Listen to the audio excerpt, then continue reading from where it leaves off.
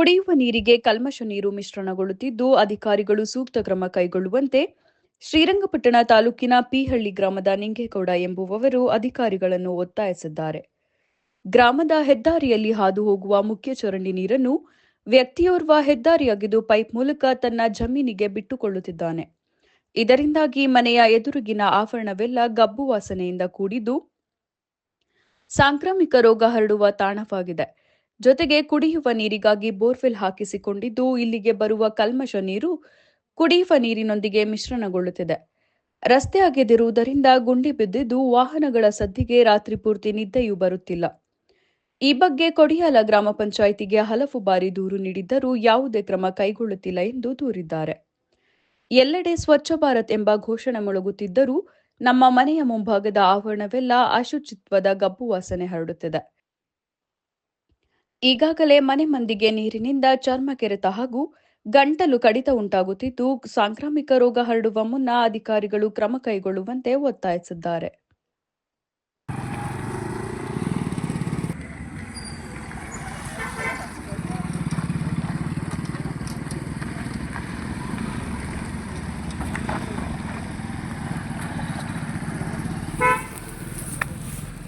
ಸಾಕು ಎಲ್ಲವರು ಬರವ ಮೈಸೂರು ಮಂಡ್ಯ ಇರಿ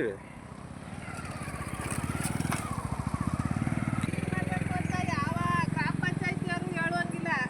ಎಲ್ಲಿ ಜನ ಕಾಣ್ತಾರ ಅಲ್ಲಿ ಕ್ಲೀನ್ ಮಾಡ್ಕೋದು. ಜನ ಕಾಣ್ಬಾರ್ದು ಮಣವಾರ ಮುಟ್ಲಿ ಸೊಳ್ಳೆಯಾರ ಮುಟ್ಲಿ ಇಲ್ಲ.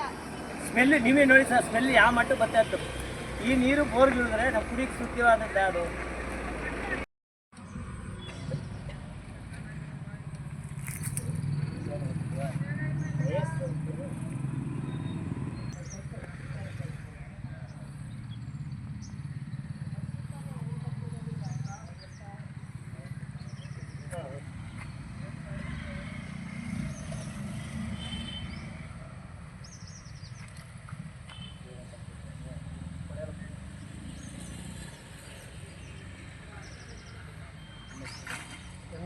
ಡ್ರೈನೇಜ್ ನೀರು ಇದು.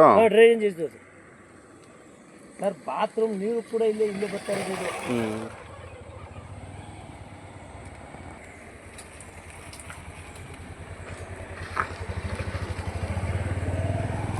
ಮತ್ತೆ ನೈಟ್ ಹೊತ್ತು ಟಿಪ್ಪರ್ ಬಂದ್ರೆ ಮಲಿಕಕ್ಕಾಯ್ತಲ್ಲ, ಮನೆ ದಿಢೀರ್ ಅನ್ನುತ್ತೆ.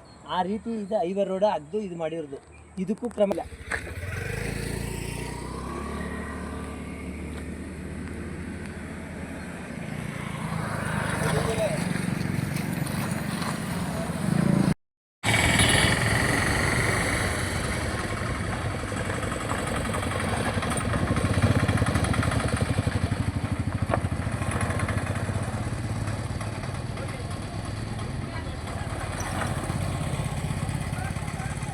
ನೋಡ್ಬಿಟ್ಟು ಬೇಗ ರಜಾ ಇದೆಯಲ್ಲ ಸರ್, ಪೈಪ್ ಹಾಕೋರೆ ಬೇಗ ಬರ್ತದೆ. ಐಸ್ಬಿಟ್ಟು ತಪ್ಪಾಕಿರೋದು ಸರ್.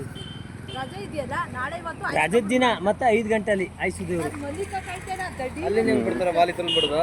ವಾಲೆಯಲ್ಲಿ ತಿರುಕೋದು. ಅಲ್ಲಿ ಕಟ್ಟ ಬಿಡ್ತಾರೆ. ಇಲ್ಲಿ ಓಪನ್ ಮಾಡಿದ್ರೆ ಇಲ್ಲಿ ಬರ್ತದೆ ಒಳಗೆ ನೀರು.